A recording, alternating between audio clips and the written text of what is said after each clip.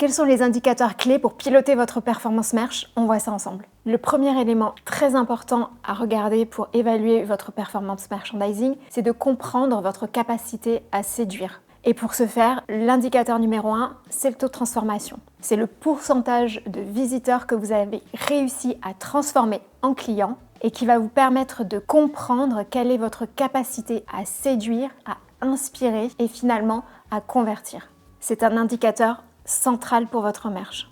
Le deuxième point important que vous avez envie d'évaluer, c'est votre capacité à créer des ventes associatives. Et pour ce faire, l'indicateur préférentiel, c'est l'indice de vente, le fameux IV.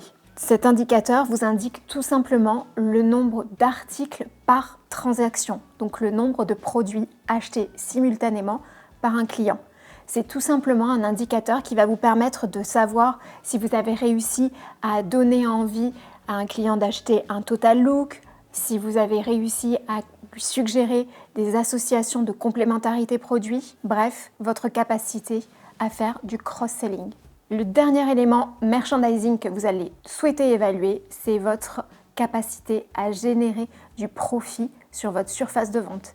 Et donc, pour ce faire, vous allez regarder votre CA au mètre carré. Tout simplement, il s'agit d'un chiffre qui va représenter le nombre d'euros que vous allez réussir à générer sur une surface donnée à un moment donné. C'est central parce que les mètres carrés ne sont pas extensibles dans le retail, vous le savez mieux que moi, et il est central pour le merchandiser de réussir à rentabiliser chaque mètre carré et à générer un maximum de performance. Mais attention, tout ça, ce ne sont que des indicateurs et ils ne servent à rien si vous n'avez pas défini des objectifs clairs en amont. Les sujets de performance magasin vous intéressent? J'ai plein d'autres astuces à vous partager. Alors rendez-vous sur les liens en description pour me rejoindre.